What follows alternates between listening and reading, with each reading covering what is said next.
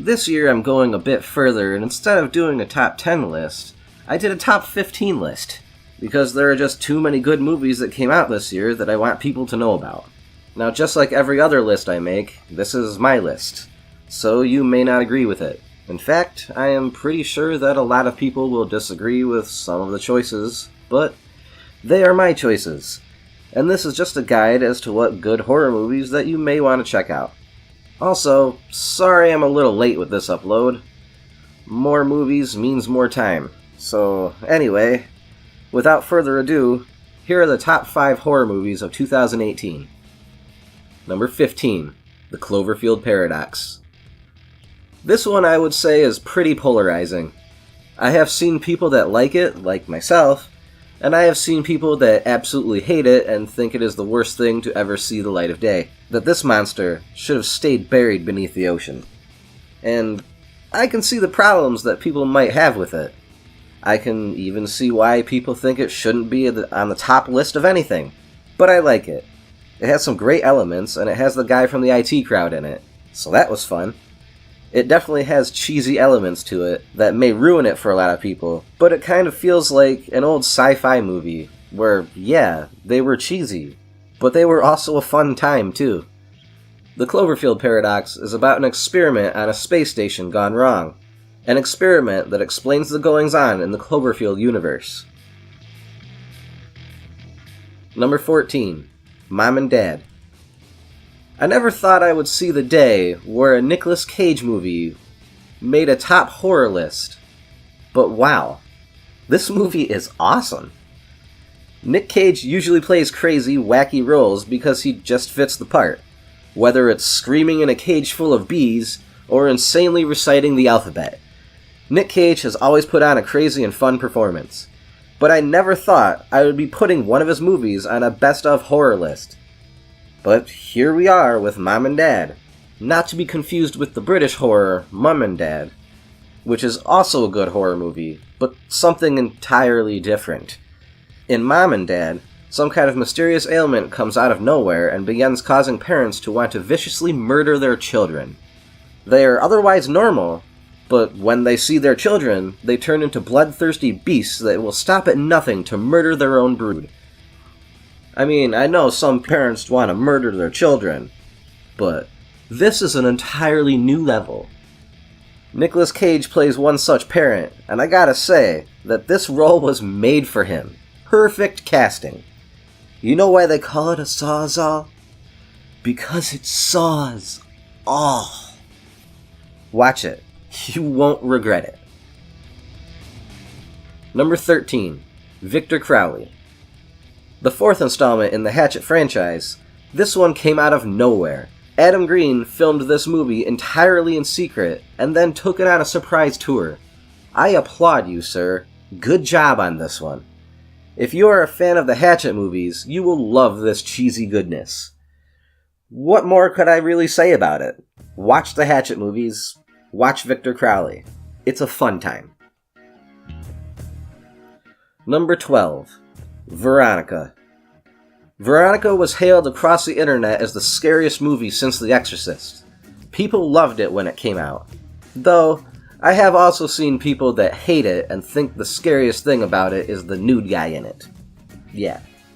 But anyway, Veronica is about a girl who has recently lost her father. So she and some friends, one of which had recently lost a boyfriend, decide to attempt to contact the dead in the basement of their school, while the rest of the school is on the roof, watching a solar eclipse. Yeah, talking to dead people during a solar eclipse. What could possibly go wrong? Well, as this movie is inspired by the true story of Estefania Gutierrez Lazaro, who mysteriously died in 1991 after attempting to contact her deceased boyfriend on a Ouija board, I would say that something went wrong. This is a very creepy movie, but some people may think it is overhyped. Number 11. Bloodfest. Not to be confused with Hellfest, which also came out this year. Bloodfest took the old scary story trope of a killer in a haunted attraction and turned it on its head by making that the whole idea of the attraction in the first place. A famous horror figure gets a hold of massive amounts of cash and uses it to create this giant horror attraction with several different areas, each of them corresponding to a different genre of horror. People would order tickets and spend all of their hard-earned cash to go see the once-in-a-lifetime event. But it turns out that the man behind it all is crazy, and all of the people working for him are lunatics that he put there to murder people. And he plans on gruesomely murdering everyone in the fenced-in park, while recording the whole thing to make the horror movie to end all horror movies. It is a fun and creative idea, and they executed it fairly well, just like the people in the park. And you may recognize this guy as Peter Parker's best friend in the MCU. The movie isn't perfect, and there is still some to be desired, but overall, it is a really fun time. Number 10.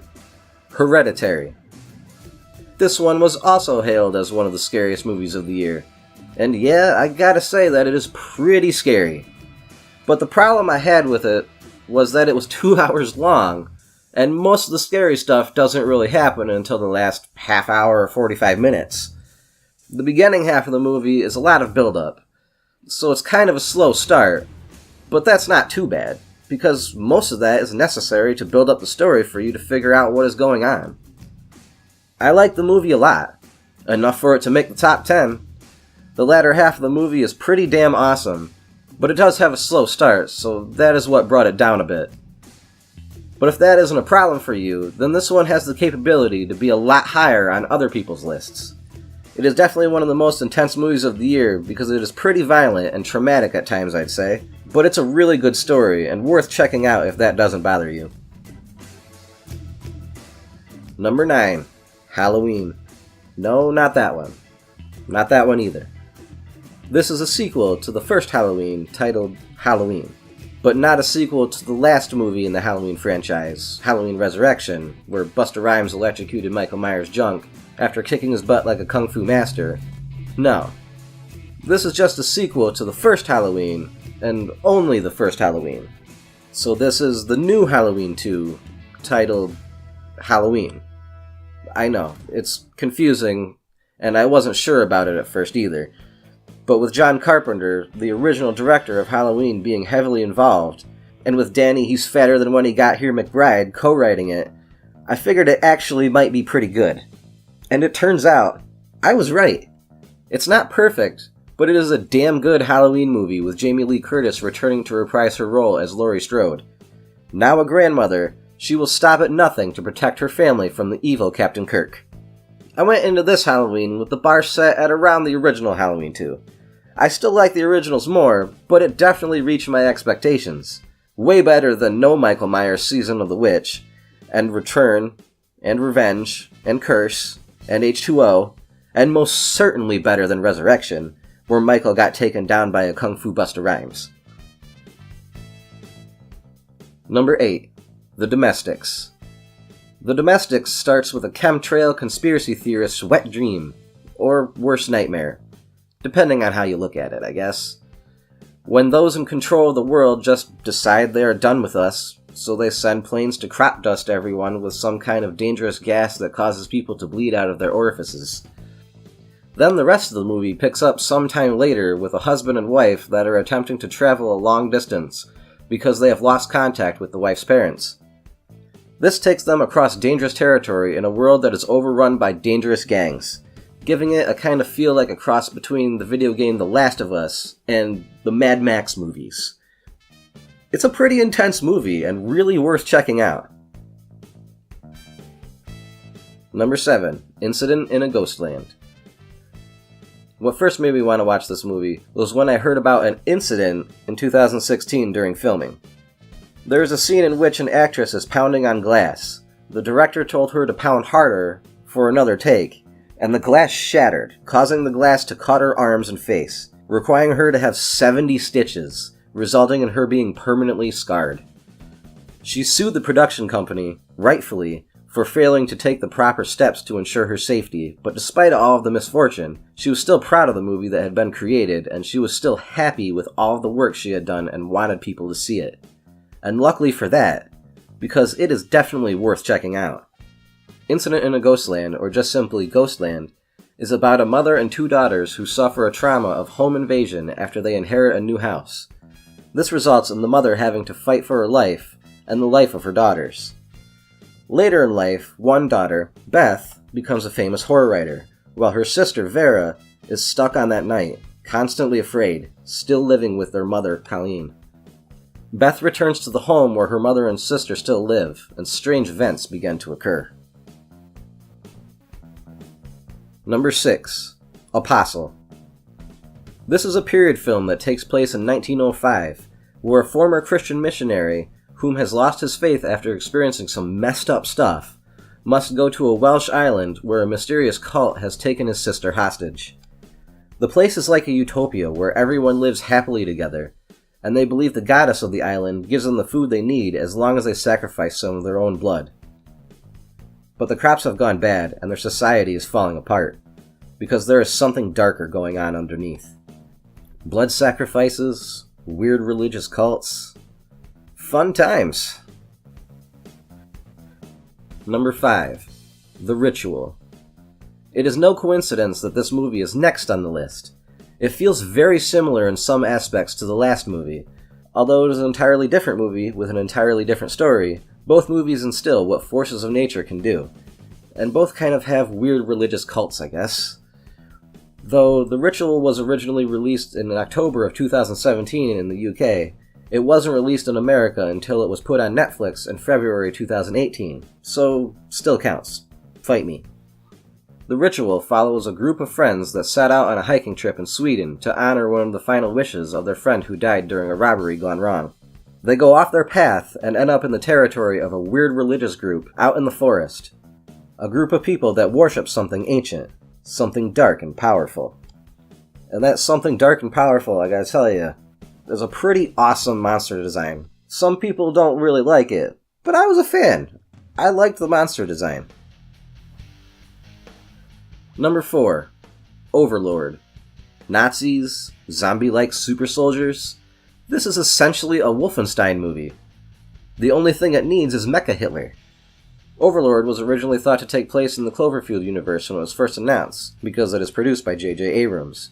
And everyone was wondering how it could possibly be in the Cloverfield universe if it takes place during World War II.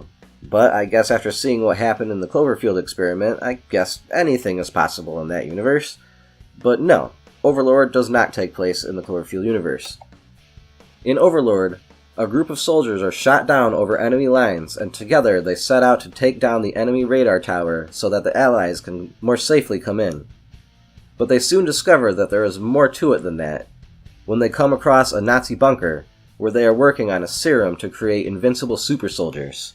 And of course, Nazi research usually results in some really bad things. Number 3. Annihilation.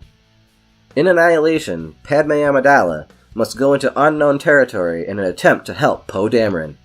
Really. Actually, it is about a woman played by Natalie Portman who must enter unknown territory in an attempt to help her husband, played by Oscar Isaac. The only problem is, that unknown territory is a swirling mass of colors like gas in a puddle of water, and everything inside this area is changed, different, beautiful, yet oddly terrifying.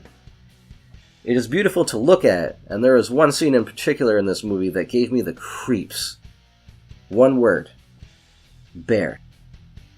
You will see what I mean when you watch it. Definitely check it out. Now, the next two movies, I couldn't really decide which I liked more and which I wanted at the number 1 spot, so I decided to put them both as a tie for number 1. Bird Box and A Quiet Place. Many people would say that these two movies are pretty much the same thing, and yeah, I can definitely see some major similarities.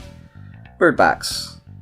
Bird Box is a very recent addition to the list, and it is about an apocalyptic scenario in which people begin seeing things that drive them to commit suicide.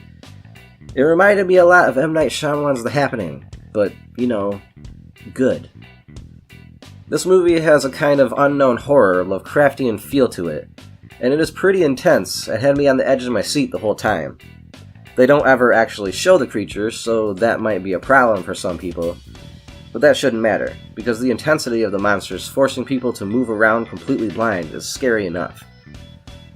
This is another movie that a lot of people had problems with this year. Could have been overhyped? I don't know. But I liked it, and a lot of other people like it, so if you haven't seen it yet, check it out and decide for yourself. And A Quiet Place. This one was an early addition to the list, and much like Bird Box, it plays with your senses. Instead of monsters attacking through eyesight, these ones attack by sound, forcing people to move around in complete silence, so that they don't attract the beasts that hunt entirely by sound, tearing apart anything they hear. This one also had me on the edge of my seat, and it also had me holding my breath, trying to remain as quiet as I could, just like the characters in the movie. It really draws you in and makes you feel like you are in this stressfully silent situation with them. Man, that's a tongue twister. Much of the movie is told through sign language and subtitles, which may be a problem for some people, but it shouldn't be too bad, because A Quiet Place is extremely intense and extremely worth it. And opposed to Bird Box, in this one you actually do see the monsters, and they are pretty interesting. This has been my top 15 horror list of 2018. Hope you guys have a happy new year. Peace.